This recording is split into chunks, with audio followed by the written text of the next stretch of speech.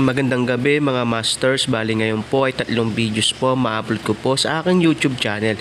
Tama nga mga masters, 3 videos nga po ma-upload ko po. Yon, what's up mga masters? Nandito na naman tayo sa panibagong araw, panibagong kabanata na naman ang pagsasama-samahan natin ngayon guys.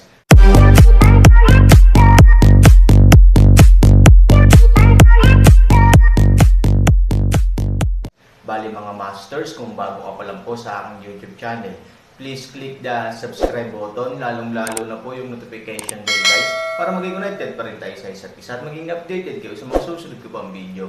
Bali mga masters, bago natin umpisahan ng kwento ay mag-shoutout po muna tayo para sa mga solid nating tagapakinig. Sobra akong nagpapasalamat sa inyo mga Sec Masters at aking mga Emperor. Maraming salamat sa solid na pagsuporta nyo. Yun na nga mga masters, no? Bali hindi na ito patagalin. In 3, 2, 1, let's go! Mga masters, baka pwedeng hindi tayo mag-skip ng ads. Salamat mga masters. Ang bagong yugto ni Daryl sa Storytelling Channel sa YouTube mapapakinggan. Ang bagong kabanata, nang marinig ito ni Matandang Los. Ito ay nagsalita at nakaisip ng palusot at sinabi, "Oo Ken, ayos lang ako. Iniisip ko lang si Sophie. Nasaan na kaya ang bata na iyon?" Sabi ni Matandang Los, tuldok, nang marinig ito ni Master Ken. Ito ay nagsalita at sinabi, "Oo nga, nasaan si Sophie? Kanina lang ay nandito siya sa loob ng imperyo. At siya ay nagpaalam na lilibutan niya ang buong imperyo para matiyak kung may naiwan na sundalo na nagmula sa lahi ng barbarian. Saan na kaya napadpad si Sophie?" Sabi ni Master Ken. Nang marinig ito ni Matandang Los, ito ay nagsalita at sinabi, "Baka nasa loob pere ng imperyo ang bata na iyon. Hindi naman aalis ng mag-isa si Sophie para bumalik sa aming lugar." Sabi ni Matandang Los. Nang marinig ito ni Master Ken, ito ay nagsalita at sinabi, "Halika, lumabas na tayo ng libingan na ito. Tayo ay maglakad-lakad na muna din sa loob ng imperyo. At tignan kung may iba pang napinsala na mga gusali sa loob ng ating imperyo. At baka may makita din tayong buhay pa na mga kasundaluhan natin na nakipaglaban sa lahi ng mga barbarian." Sabi ni Master Ken. Nang marinig ito ni Matandang Los, ito ay nagsalita at sinabi, "Sige Ken, halika na." Sabi ni Matandang Los. At ang dalawa ay naglakad na palabas ng libingan ng mga sinaunang hari at reyna. At si Matandang Los ay pasimple muling tumingin sa lupa na kanina hinapakan ni Master Ken. At si Matandang Los ay napabulong muli sa kanya sarili at sinabi, "Hindi ako pwedeng magkamali. Iyon ang lugar na pinaglibingan sa katawan ng aming reyna sa aming lahing mangkukulam na elf." Sabi ni Matandang Los sa kanyang sarili. At ang dalawa ay tuluyan ng nakalabas sa libingan ng mga sinaunang hari at reyna.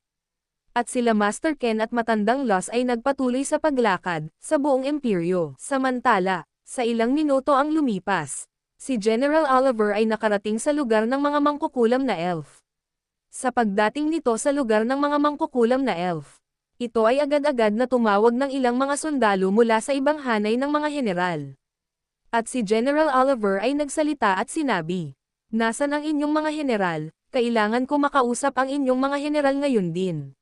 Si Haring Ken ay may mahalagang inatas sa akin na utos. Para sa inyong lahat kasama ang inyong mga general. Hanapin niyo ang inyong mga general ngayon." Sabi ni General Oliver sa seryosong tono.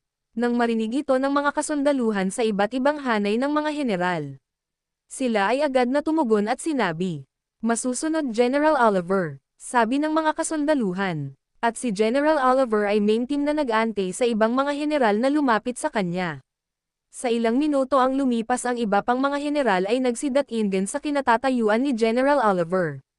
At ang isa sa mga general ay nagsalita at sinabi, "General Oliver, pinatawag mo daw kami at nais mo daw kami makausap. Ano ba ang mahalaga mensahe na iyong nais sabihin sa amin?" Sabi ng isa sa mga general.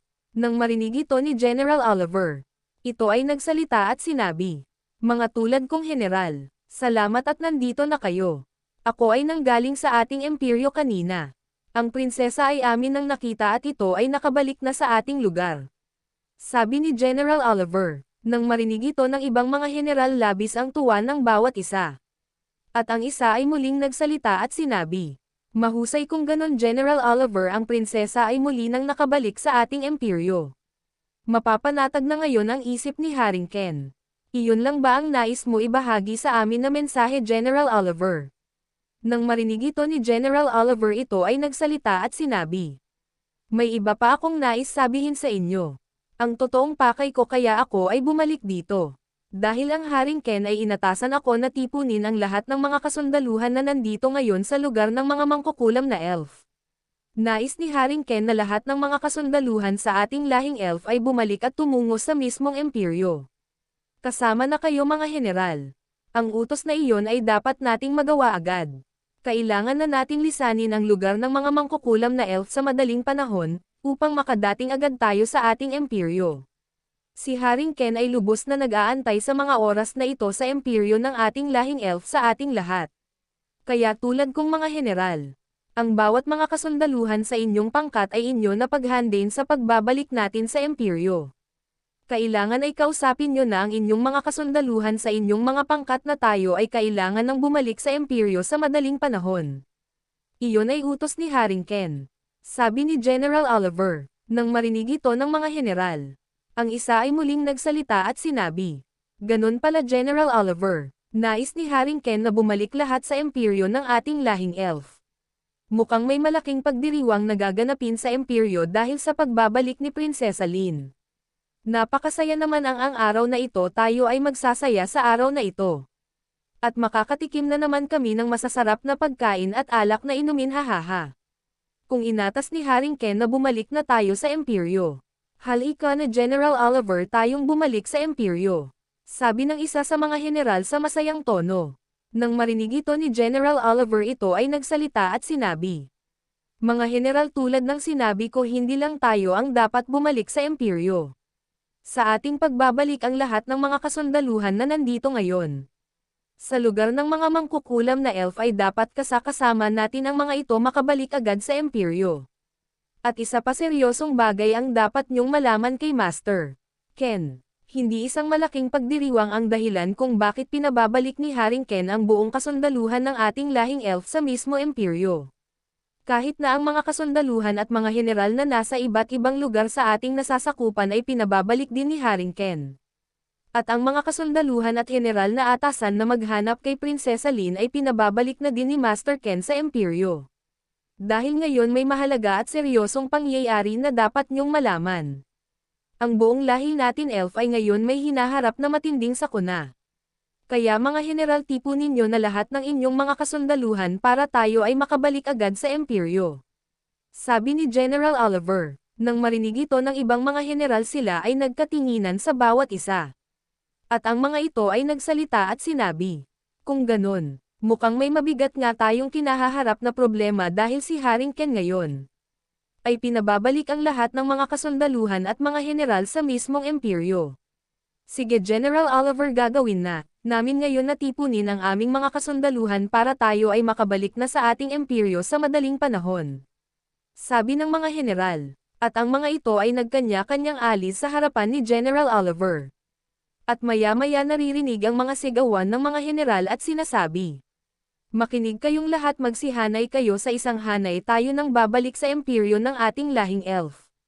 Ang Haring Ken ay nag-utos na pinababalik na tayo sa mismong imperyo at kailangan ay makarating din agad tayo roon sa madaling oras.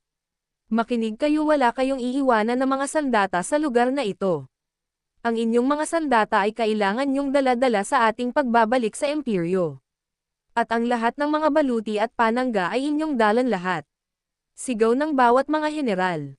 Naririnig sa lugar ang nangyayaring sigawan at ang mga pagkilos ng mga kasundaluhan ay nakapagbigay pansin sa mga mangkukulam na elf. At ang mga matatanda at mga kabataan ay nagsilabasan at labis na pinagmamasdan ang ginagawang pagkilos ng mga kasundaluhan. At maya-maya may isang mangkukulam na elf ang lumapit kay General Oliver at sinabi, "Moalang-galang na general. Anong nangyayari, bakit ang mga kasundaluhan ay tila nagmamadali at ang kanilang mga gamit sa pandigma ay kanilang hinahanda?